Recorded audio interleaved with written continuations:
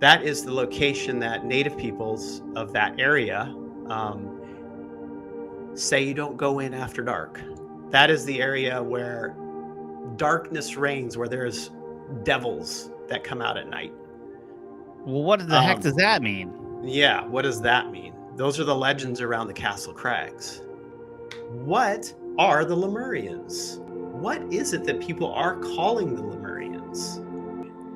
You're likely not going to find that cave at this point. Where is this cave? Because he only said the Cascades. You can assume Mount Shasta, but that's a huge area.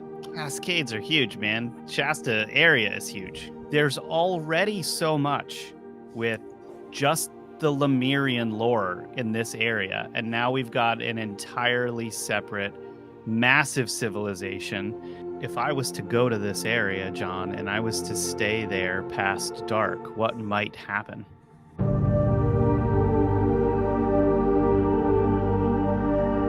Hi, everyone. Welcome to the Metaphysical Podcast. The Mount Shasta area in the Cascades is associated with the lost civilization of Lemuria. And in the last several episodes, we've been looking into the strange, impossible, and unusual phenomena in the area, like creature sightings, missing people, UFOs, and gold hunters. But this episode today starts getting into the most amazing and surprising aspects of the Mount Shasta mystery with the story of J.C. Brown and the Lost City. The story goes that he discovered this lost land of Lemuria, or the city of Telos, in tunnels underneath the area's mountains. And what he found down there was mind-blowing. But when people started joining him in preparation to go down there with him, something really suspicious happened that's left everyone polarized since 1904. So we'll let you judge for yourself what you think happened after you listen to John Vivanco's remote viewing data, and after you hear what I found in an old 1934 article about what happened that John hasn't heard yet, but is going to totally shock everyone. And when you hear the other investigative research that we've turned up. So join John and me, Rob Counts, for a show that's out of this world. Who is J.C. Brown, and what is this story of a lost city here that we got? Yeah, J.C. Brown was, I think it was like early 1900s, like around 1903, 1904. He's tasked by the Lord Cowdray Mining Company to go find gold in the Cascades, somewhere in the Cascade Range. He never actually identifies Mount Shasta. He just said the Cascades, J.C. Brown. And so he sets out on his journey, and he's a geologist, right? So he knows what he's looking for. He goes to granite outcroppings and stuff, right? So yeah, he's digging around. He finds this area on the side of a massive granite outcropping, and to him it looks like, because he's a geologist, that this is kind of an unnatural rock fall. Because so it doesn't match the surrounding rocks. It doesn't really match the surrounding rocks very much, and there aren't any other rock falls around. So he starts digging into it, and when he digs into it, he finds there's a cave behind it. So he starts traveling down this cave. I think it was 11 or 14 miles. So he's going down this cave. I mean, I can't even think of the volcanic gases that could be in there, but he's going down this cave, and he's claiming that he's seeing areas of the cave walls that have been worked from a mining standpoint. So somebody had been in there before, and they were manipulating the cave walls, looking for stuff. He gets deeper into it, and he says the cave walls start to, they have these indentations in them that are kind of like honeycomb patterns, the cave walls, and sort of a shiny material on the cave walls that when he has his torch, it lights up everything. And so he's traveling down the cave. Eventually he finds. So he's got an Indiana Jones style torch as he's walking down this cave. Yeah, right. Crazy. And the cave walls are like that. They're honeycombed almost, like they've been carved that way at a certain point. That's really bizarre. Yeah. Yeah. Right. That's not at all a natural. No, he determined it to be not natural. No. Yeah, he determined it to be not natural. Well, and if it was unnatural, very difficult to recreate. I mean, very difficult to do. Right. So he's going down, and eventually he comes across a room. And in this room, it's like it's carved out of the main, like cave, going, continuing on for 11 miles. It's carved out, and in that room he finds relics. He finds these copper plates or gold plates that have inscriptions on them, like rune type Like writing. like like tablets or something. And he called this room the village, right? That was part of it. That was part of the village. So there were carved out rooms. He found, well, weapons like spears with what appeared to be copper arrow points, arrowheads on them. That would, if you bent them, they would bend back to normal, like the memory metal. So it was some kind of advanced metallurgy that he hadn't come across. Finding that in these caves, along with That's statues and other very relics. similar to the account that we found in the Chinese catacombs or whatever of Emperor Qin Shi Huang, right? Right, right. Yeah, It's also similar a little bit to, yeah, right, because they had the memory metal, I think, in the yeah. It was there like was one a of the story. terracotta warriors had fallen on a sword, and when they brought the terracotta warrior up, it was Right, bent, and then it sprung. It went back. Not. I don't want to. I don't want to confuse this with spring technology or spring metal. right, This is copper, which bends, and then it went back into its original form. right, right. And then in that one room that he first went in, I think he found around 8 or 9 mummies that were in the range of 7 to 8 feet tall. Right, they were giants lined up, right? So they had lived and died in that place, or maybe they were brought there. Then he went on into another room, and he saw that, and, how big were these rooms? They were about, what, 34 feet? 2 rooms specifically, like 34 feet in general at Yeah, length. 2 But rooms he about spent 11. time in there measuring, right? Yeah. Yeah, Um, 11 by 34, he claimed. right, exactly, right. So the big room that he went into was the room that he thought were for the king and queen of this race, Mm, because there were 2 giant mummies taller than the others that were dressed in royal garb. They were all dressed up. And so he surmised that they were like the king and queen of this race, sure. right? And I think in that room, he also had found some artwork on the walls, like a large sun or something like that, right? In these rooms. The reason that we know of this story is really because he showed up in Stockton, California in 1934. So, he initially found this place. His claim was 1904, shows up in Stockton around 1934. In that time frame, what was he doing? What was J.C. Brown up to? In 1934, That's he was in 30, his 30 70s. years. 30 Right. years. Yeah. So he was in his 70s in 1934. And he's showing up there trying to wrangle together a search party to really take all these people to that location, convincing them that they're going to be wealthy beyond belief, and to basically show the world what he found. That was his goal. And so in Stockton, California, at that time, he showed up in town, and he started to have these meetings twice a week at somebody's house that he knew, where up to 80 people would show up. When they were about to leave, I think they had a day or two before they were to go on the expedition. He said that he was gonna bring a boat in, and they were gonna travel on by boat up. Who knows what he was talking about? But he never actually revealed where. He never actually revealed where this location was. He only said the Cascades. He never said Shasta. Right? He doesn't say anything to anyone about it. So the day or two before they're to leave, he leaves. He says, "I'm going to go grab something that I brought back from the cave, from the tunnel, to show you, right? Proof." So he had something stashed away somewhere. He was going to go get it. So he disappears, and he's never seen or heard from again. So after that, the police got involved, and they're trying to find out, is this guy a grifter? What's going on? Well, no, I mean, he claimed that he had millions and millions of dollars. He's very wealthy. He never took money from anyone, so there was actually no crime committed. Um, and that was the last that we ever heard of J.C. Brown. He had literally just fallen off the face of the earth a day or two before they were supposed to go with 80 people on this expedition.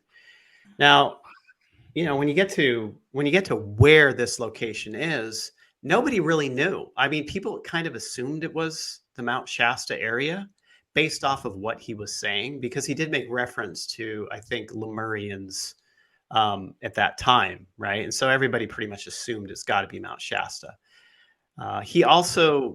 There is also some scant evidence that he was in the Shasta area doing certain things, meeting with people. So I think in that time frame between when he found this location and when he tried to gather all these people together, he was trying to figure out what he found, and he was trying to work with other people to get it out, right? Because I think that he had more of an idea around enriching himself, and it's kind of like getting a patent, right? Where like enriching himself and and showing the world what I found, because hey, they're all going to believe me and it's not going to be suppressed. At a certain point near the end of his life, I think that he just like tried to do anything to get the site revealed ultimately. But he didn't make it. Yeah, Yeah, no, no. It's an incredibly fascinating story. I'm leaving a lot out. Like there's a lot of detail in his story on what he found that is quite fascinating, but we're very limited by the scope of that article that came out of the Stockton Record in 1934, right? We're very limited on what we know because that's all he gave us. A few quotes from this article here that Lindsay's got pulled up.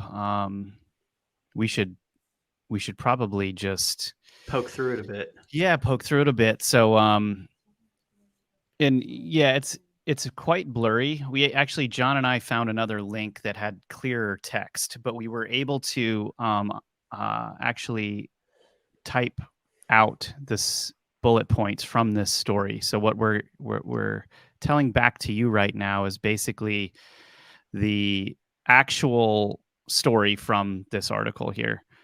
Okay, so there were two rooms that he found. So 2 rooms about 11 by 34 feet were filled with copper and gold tablets about 3 by 4 inches, and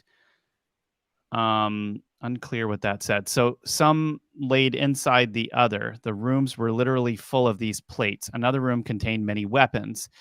The tempered copper spears were so, I think, sharp that the head of the weapon to the base of the shaft, and it would spring back into place. Oh, I guess they were so... yeah, they were such that one could bend the head of the weapon to the base of the shaft and it would spring back into place, basically. So streets were laid out in the village, and one long room were laid at angles in the wall, 27 skeletons, the smallest of which were 6 feet, 6 inches, and the tallest more than 10 feet. 6 feet 6 is still 27 huge. skeletons, way off from my 6 or 7. Yeah. So in another room lay, apparently embalmed by some secret process, the bodies of a man and woman dressed in royal robes, whom I believe were the king and queen of this race. The worship room was beautiful to behold. There on the walls were 3 great crosses, not of the conventional modern type, and a sun design worked in copper and gold. The streamers from the sun were worked in gold. There were, I believe, 13 made of copper and gold. Yeah. All right, now it says, I believe this race of people forms an important link in ancient American civilization. They were highly skilled craftsmen, as their work shows, because there was a glow to 3 of the statues. I believe they used radium, and I believe it was the use of radium that they tempered the copper. It was with Yeah. use of radium. So the copper Right. itself, I mean, these sound like elvish swords, like Lord of the Rings style elvish swords, if they're Yeah. glowing and stuff. Yeah. Yeah. It does. Okay, so this is also really interesting. You know, as you said, he wanted to elicit the help of trained people whom he would pay well for their services to assist him in cataloging these specimens. He wanted the relics in the cave to remain intact, but the ones in the 2 other caves he located were to go to those who aid him so that they could become rich, as you stated, right? Yeah. Now, this is really interesting. In a vault in a Texas bank, he claimed to have pictures of this scene and papers. He says, "You see, my family planned exploit to exploit the cave themselves. My wife's father, my wife, my however many daughters, and an old college. A series of tragedies struck. First, one died, then another. One was killed in an accident, and the others died. So his family Yeah. is getting picked off by whatever this is, a curse, who knows? Right. Could have been people, could have been anything. I was hurt in an accident. I lost all heart in this accident, but I'm getting back on my feet again, and if my health holds out, I will get started." The article ends very interesting. It says, "Have you ever studied or read anything about the lost continent of Lemuria? Right. Scientists claim it is the connecting link in the story of civilization. I believe here is the key to that lost continent."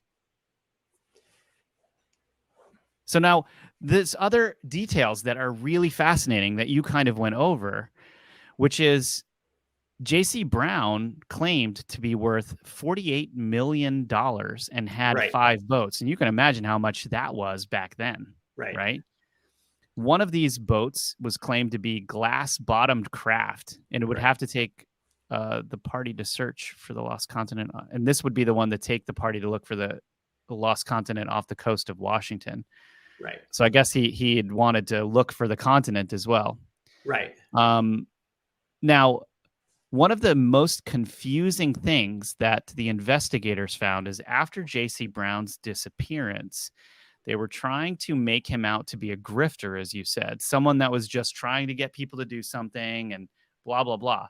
But along the way, J.C. Brown never took 1 penny from anyone and Right. seemed to be completely legitimate the entire time in terms of his story, keeping his story intact, not straying from that story, and then seemingly honestly trying to get guys down there to go find Yeah. the rooms that he had discovered as he was going through these tunnels. Right. Exactly. So you have them writing him off as basically as a hoax. This whole thing is a hoax because he disappeared right before he was to bring them in. Oh, how convenient. Right before you were going to bring all of them in, you disappear. Must have been a crazy guy. And, but then there's all of this other information that doesn't actually line up with any of that. And Right. where are these pictures in Texas? Right. Yeah. In a Those vault. are gone. Yeah. I want to see those. Those are gone. Oh, yeah, for sure. They're Yeah, gone. I'm sure those are gone. It was he was like researching, obviously, because when you get into his statement on Lemuria, he's researching when he found that site. And so he's coming off of Churchward and Blavatsky and the Dweller on Two Planets, I think, that other book, to come to his conclusion that this must be connected to the lost continent of Lemuria. Which it may or may not have been. Which it may or may not have been. Right. Right. So it looks like we've tracked down these. So what happened to these photos? So Brown had claimed he had photos and other proof of his discovery in a Texas bank. Right. Now, this proof was demanded of him by another man named Pratt or something. It's unclear. And it was given to him because he'd threatened to withdraw from any future dealings if he didn't see the evidence. So now, after Brown didn't show up, the followers thought he had manufactured the story based on novels, but some still believed he would return. Yeah, right. So you have this fanciful story. I mean, incredible story. And the assumption is Mount Shasta, but you can't be sure ultimately. Where else could it be? So we were like, we've got to remote view this, because this is like one of the greatest mysteries that is not very well known. I mean, it's spreading around now pretty wide, but J.C. Brown, when we remote viewed him, it was a lot like the G.E. Kincaid story of like the Grand Canyon find, where he found the caves full of like Egyptian artifacts, Buddhas and whatnot. So it was very similar to that, where in our data we have J.C. Brown like just digging around in rocks, looking around. He finds this hole. He squeezes in through this hole, and he finds this like downward sloped cave that he's in that goes on, and it's very dark.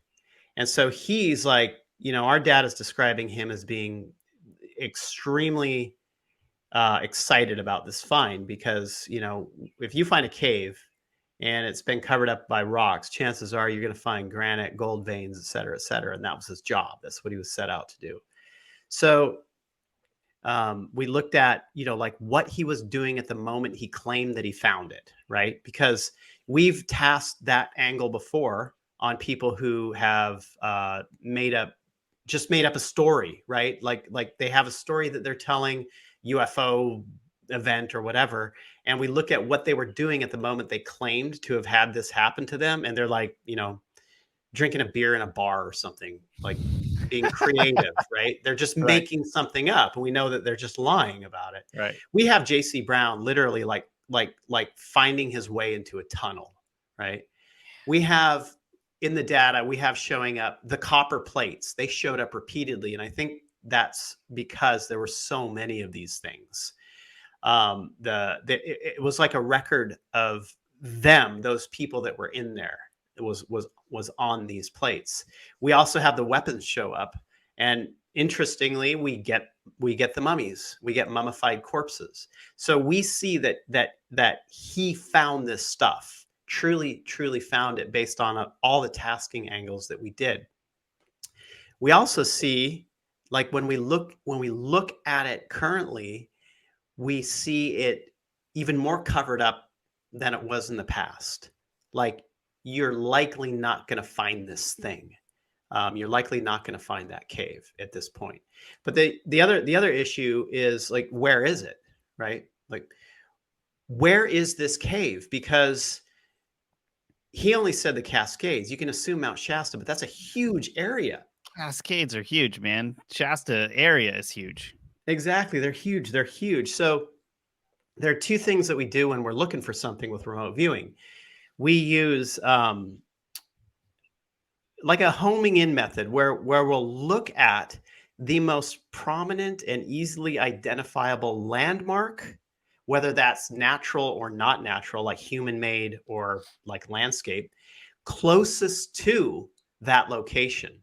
All right. So we will look at that, and I will tell you that will always be easily figured out, because it's a very prominent landmark. Remote viewing will describe it to a T, and then you'll know the region that it exists in. So when we viewed that, what we got was this location called the Castle Crags. The viewers were describing this area that has these steep granite spires. And one of the like hallmarks of that place are climbers up the steep granite spires. But the real big one is tightrope walking, sometimes from spire to spire. And the viewers were getting that stuff. Not only that, there were visuals of a big, huge volcanic snow-capped mountain from this location. Oh, so Shasta. Yeah, right. So I surmised that area to be the Castle Crags. Okay. That was our landmark, right? Then the next thing we look at is the location itself. Like, where is the location? This is a rare thing where the landmark and the location of something is one and the same. The location described was exactly the same as the landmark. So we know that what he found exists within the Castle Crags, and that is the abode of the devil. That is the location that native peoples of that area say you don't go in after dark. That is the area where darkness reigns, where there's devils that come out at night. Well, what the heck does that mean? Yeah, what does that mean? Those are the legends around the Castle Crags. The So Spanish, when they were there, they called it the abode of the devil. So it's a dark place. It's like the dark stepbrother of the light Mount Shasta, right? And it just is in with eye shot of that location. So here you are. JC Brown is like in this location. Who knows what sort of weird paranormal stuff he's dealing with. And he's finding this cave full of giants, right? So when we had that data, like, okay, I know this is the Castle Crags, start doing research on it, you come to find that there are these petroglyphs in the crags that are of a swastika. There's a they're now, rune-like. A so swastika. these Yeah. symbols that you're talking about, a lot of people presume the Native Americans left there. That these Nobody were knows. left over. Right. You know, they're talking about handprints on a rock with this ochre paint painted into the That's handprint. since washed off. It's washed off. So when that was initially found, these petroglyphs were found, oh gosh, it had to have been the 1950s or 40s by Mhm. some kids who were just playing around on a creek, excuse me, running through the Castle Crags.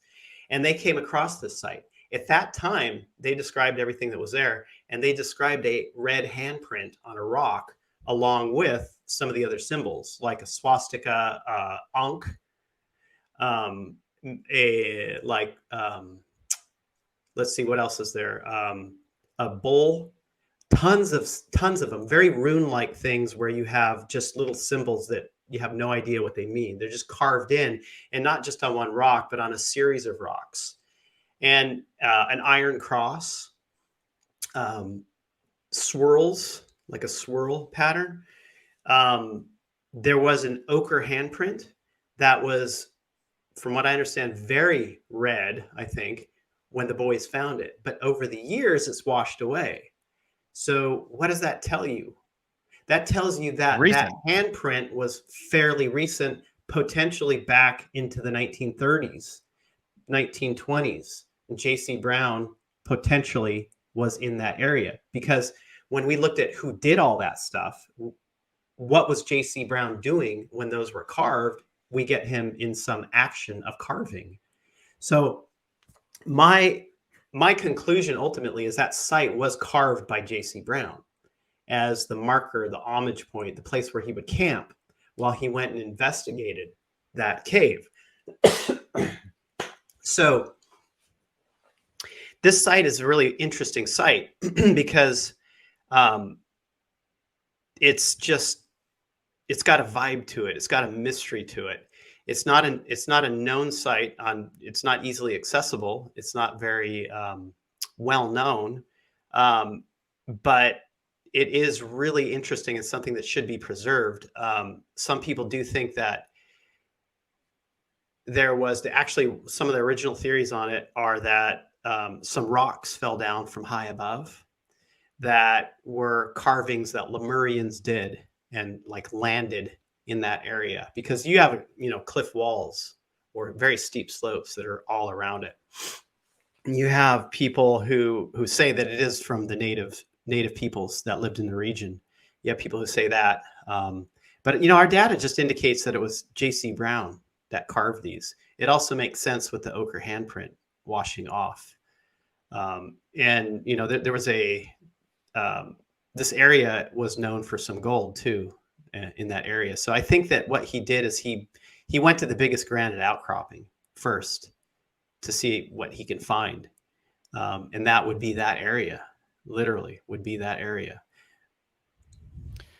Okay, so zooming out for a moment, if I was to go to this area, John, and I was to stay there past dark, what might happen? Well, I'll tell you from experience in that area is that But you are you being did that? watched. Oh, you're being watched. Yes. Yeah. By what? By who? Yeah, By exactly. is By it a what? By creature? who? So there's likely in that area. Okay, for one thing, there's a lot of Bigfoot in there. A lot of Bigfoot. The protectors of the Um, wood. protectors of the woods, right? So one of the things that we had seen was that when we looked at um, specifically, because we were looking to try to identify the location of the cave, we looked at how do we get from the petroglyph site to the cave site. The data would always talk about how, I mean, it was just an absurd thing that there are glyphs in the forest, patterns in the forest, and they will be a marker point to the cave. So you're supposed to look for these glyphs in the forest. And there is a bear, like this is what I think the data is saying, right? What I originally saw it. There's a bear like putting sticks on the ground and rocks on the ground and making like glyphs, patterns. It didn't make any sense to me. So sometimes remote viewing data can be very like metaphorical, and viewers can also not, don't quite understand what they're getting. So I had a friend that would help me with some of these investigations, and he just out of the blue had said at one point, "Did you know that Bigfoot will make structures in the forest, and they're like symbols, and they're I didn't know this, right? So he tells me this, and these are basically the Bigfoot structures. I'm like, oh, that's really interesting, and I'm thinking back on that data, and I'm thinking, wait a second here, the data is literally that's not a bear in the data, that's Bigfoot in the data. And Bigfoot is making these symbols in the forest with rocks and sticks. And basically, in order to get from the petroglyph site to the cave site, I have to follow these things because Bigfoot is in protection mode of this cave site. I mean, this is, you have to remember, remote viewers are literally, they're blind to what they're viewing. Yeah. They don't know what they're viewing, Yeah. right? So they're just telling you this. And this was the data across the board. So I'm stumped because, for one thing, I'm not a Bigfoot researcher, or I wasn't, and it's literally like if my friend hadn't told me this guy I knew hadn't told me this, I would have not known what to do with that data. But it all came together when he said that, and then when I went back, I told you before, the rocks that were arranged in patterns, all this the sticks, the logs that were arranged in patterns. So that's what's supposed to happen in order to find it, but it's protected by the creature. So I think that what we got here is a Bigfoot, mainly Bigfoot. I think what we got here is one of the craziest fairy tales ever. Like, in truth, like this just sounds like it's absurd. It's like a fiction book but the more I research, the more I'm likely to believe that the truth is stranger than fiction anyway. So, but here's the thing, like sometimes this happens with remote viewing data where you're like, we were looking at this one like site where the residents had claimed that UFOs were landing everywhere, right?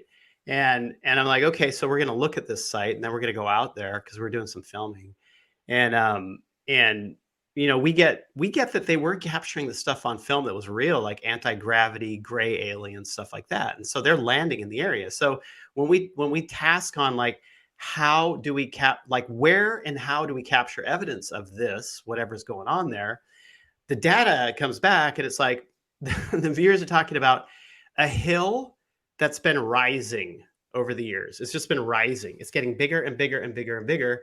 Data says stuff like the residents are aware of it, but they're denying it, this kind of stuff. Yeah. And I'm like, it's another thing. It's like a back pocket thing where I just go, I don't know what that means because a hill's not rising, right? The data says that like there's a UFO in there and there's like stuff that the alien beings are putting in there that's literally causing the hill to rise. It sounds absurd, right? But hey, that's the data. So I go out there to film. I'm like with a film crew. We're driving in a car, and there are two guys that are showing us the area. One guy who grew up out there starts yelling out the window and pointing, and you say, "You see that hill out there? You see that hill? I grew up here, and that hill was not there. It's getting bigger and bigger every year." And his buddy is sitting next to him, and he's going, just be quiet. You're crazy. You're insane. That is the most insane thing I ever seen. You're just lying and making it up." And I'm just like, I'm going, no way. No way can this be happening. Because so you viewed that, and then he corroborated it without yes, knowing in the vehicle while you're without driving. knowing, right? That's crazy. Yeah. Yeah. So this stuff happens, when you're engaged in these projects where just high strangeness just rears its head everywhere. Okay. So okay, still though, we have this legend that this area is the place of the devil. Right. Why is it being called that, and what is going on? Is this military watching this to make sure no one goes around there because it's too sensitive? Are we talking about strange beings, paranormal things in the area? What exactly is going on here? It's in the realm of strange paranormal beings. That's what it is, where there are thought to be negative entities and negative spirits that live in that area. So similar to how certain mountains, when people are mining, get haunted and they're being protected by certain beings and things like that, right? Yeah, exactly. There are stories. There are stories of like a dead race of beings who died there and now haunt the area. And they'll curse you if you stay there too long. You stay the night specifically. And this ties into the J.C. Brown story as well. Originally, he was hanging out there too much, and they were like, "Hey," and then his whole family starts getting off. Right. This is curse stuff. Yeah, exactly. So just a lot of malicious spirits apparently are in that forest. Is it the spirit? Are these spirits related to the race that was living in these tunnels that created all of those rooms, or is that's it? What some people think. Yeah, that's what some people think. So, I don't know. I mean, as far as we don't go and remote view what malicious spirits are around, because malicious spirits like to hang out with you. Right. Yeah. Oh, you didn't see me? I'm going to hang out with you now. That's no good. All right. Yeah. So other questions here, because this is highly interesting. The king and queen here. Now, I'm assuming you'd do what I would do. Having a host of remote viewers at your beckon. Did you task them on specifically who this king and queen were and their background, and what did that look like? So when we looked at all that stuff, we looked at a number of things. We looked at, why were they there? For one thing, who they were, where they came from. And what we got for this specific location was that they were trying to get away from a major cataclysm that was happening. When you get to what J.C. Brown found in what he called the throne room with the king and queen, there was a big sun on the wall. So what we have in our data is that they were escaping some type of cataclysm that the sun had created, potentially some type of sheath or something coming off the sun and causing havoc on Earth.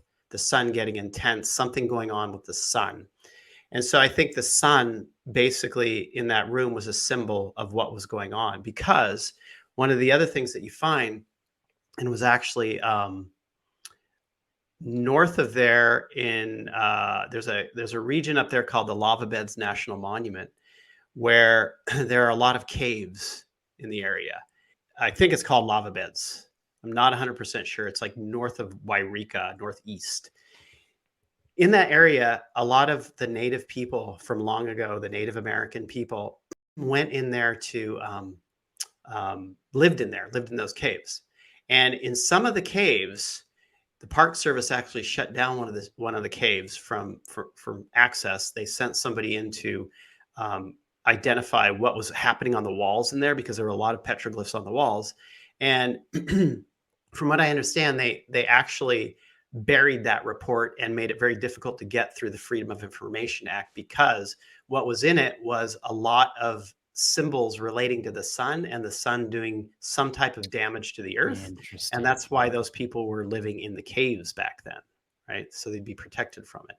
So are we talking about some type of flare or solar flare that ended up screwing around with everything on the planet, Yeah. intensifying heat or causing other Right. catastrophes on the planet? Right. Exactly. And we're talking like maybe 12,000-ish years ago, right? Oh yeah, look at that. We got these glyphs in there. This is from the area. Yeah, it's from the area. So so a lot of the data that we got really talks about they were escaping from a major earth-wide cataclysm at that point in time, and trying to keep going with their culture and survive. Where they came from was literally like in that area. We didn't have anything like coming across the sea or trying to escape from an island or a sinking continent or anything like that. We literally had them from that general area, which does make sense because, hey, they were giants. And you do have old, like from Lucy Thompson, right? We'll get into The that soon. Yeah, we'll get into that in a bit, but we do have some old references to giants coming from the people who used to live in that area. Very old stuff. So yeah, yeah, Wow. And this is what's so interesting about this is there's already so much with just the Lemurian lore in this area. And now we've got an entirely separate, massive civilization. It's like a distant memory of right, something long ago. exactly. And here you have like J.C. Brown thought that these were the Lemurians, right? They came from that continent that sunk. That's what he thought, because that's the only thing he could really reference. It's got to be the Lemurians, right? This is all truth. What has been written about that he's been reading. But you find that there are strings coming from these different areas as well. What are the Lemurians? What is it that people are calling the Lemurians? Is that even, yeah, and is that even accurate? I mean, with all the research that we've done, even the first episode where we started talking about this, I was like, wow, people are very confused over whether or not to call these the children of Mu, the Lemurians, Right. Atlanteans, whatever. And at the end of the day, it kind of doesn't really matter. We can call them whatever we want, but Right. we're talking about ancient civilizations that we're trying to explore post Right. mortem. Right. Well, back then, and this is a theme, a lot of cultures went underground. So you're going to have stories now of some myth of beings living underground because they But we had to go underground. Well, and we have evidence of this across the globe with Right. different places that have even been, just like they've been explored on Ancient Apocalypse and Right. what was it, Non Madal, and some of these other places that we've got cave systems that people were living in for a period of time. Where Oh yeah. I mean, that Yeah. makes sense. Yeah. It totally makes sense. Right. So all this stuff, I think really where this all leads ultimately is that what people want to know, they really are attached to the idea of the Lemurians being a high vibrational race, right? As opposed to maybe like the giants who might not have been that whatever high vibrational. And so I think a lot of people really connect to the idea and story of the Lemurians because it's such an uplifting, positive thing when you have so much negative and darkness within a lot of the other stories. But Now, who were they? who were they? Who were they? And then it just comes back to this: what was Telos? What actually was Telos? I mean, J.C. Brown thinks he's on an adventure to find Telos as he's going down into this cave Right. system, right? And you have occult writers like Churchward, who we did in our first episode. If you guys haven't watched that, go check it out. they're all talking about this. And Telos, the name Telos actually goes back a really long way. I mean, we're the first note, the first use of Telos that I can find anyway is it's a term meaning end, purpose, or goal, and it was used by Aristotle. I'm not sure if you knew this, John, but Aristotle, um, he was, obviously he was a philosopher. He went as far as to say that telos can encompass all forms of human activity. One can say, for instance, that the telos of warfare is victory, or the telos of business is the creation of wealth. Within this conceptualization, there are telos that are subordinate to other telos, as all activities have their own respective goals. For Aristotle, these subordinate telos can become the means to achieve more fundamental telos. Through this concept, for instance, the philosopher underscored the importance of politics and that all other fields are subservient to it, which shows the limitation of Aristotle here in his words. Right. Man. Anyway, he explained that the telos of blacksmith is the production of a sword, while that of the swordsman, which uses the weapon as a tool, is to kill or incapacitate an enemy. On the other hand, the telos of these occupations are merely part of the purpose of a ruler who must oversee the direction and well-being of a state. And so I think it's interesting also that telos is being used as this almost final destination for these Right. Lemurians. What's the final destination of humans? Right. Telos. To ascend? Right. Well, yes. Right. There's where you get into the 5D thing, right? Yeah, and then it sort of starts going back into some of this lore that we're going to get into about who the Lemurians were, what Telos could have been to them. It's almost like this, hopefully higher plane that they were entering here. Right. Yeah. Yeah, and then so that J.C. Brown is into this story, and this Lemurian thing is really taking over the minds of everyone. And it's like they forgot about everyone else going underground, right? And then all the finds of giants across the plains of America back then too. It's like, but hey, everybody did that. Right. It's just the Lemurian thing, okay, so obviously the idea of there being a continent called Lemuria didn't actually happen necessarily. There could have been floating continent in the Pacific Ocean. We do know that there was a big cataclysm back then. We do know that the oceans were much lower, and islands and whatnot were sticking up. People live on islands. People live next to the ocean. So, hey, it could be, definitely, absolutely could be that people did come from those locations if they were close enough to take refuge on the larger land masses, right? Well, definitely. Yeah, and I find it interesting. I find it interesting that if you look in the Atlantic, you have a strange island popping up out of nowhere, the Azores. Yeah. Right. Strange. It's like in the middle of nowhere, something peaks up above. Right. And then in the Pacific, you have Hawaii.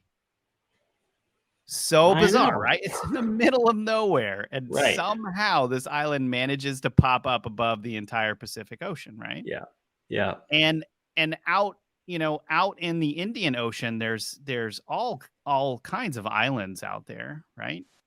It is possible that these islands we're being lied to potentially, and these islands are attached to some much larger continent that is now below sea level, and we're not encouraged to go out there and explore any of this. It's possible, right? But what could be a better explanation, potentially, is that Pangea or this type of thing did exist, and these continents moved away from one another, and at that time when everything was together, somehow this gigantic Atlantis civilization was a thing. And perhaps there were other continents at the time. I mean, we're not even sure. But I mean, all of these continents fit together like a glove. So really, it's hard to believe that, they weren't together at one point. Right. Yeah. There could have been something there. I mean, there was something there. I mean, it's easily evidenced by a lot of the stuff that we find buried under the water. Stuff's being found. So to me, it's old news, Yeah. because, It yeah, is it's there. very old news, in Yeah. fact. This news started in the mid 1800s, and Right. we're still making YouTube videos about it today. I Right. mean, I'm not talking about us, I'm talking about humankind.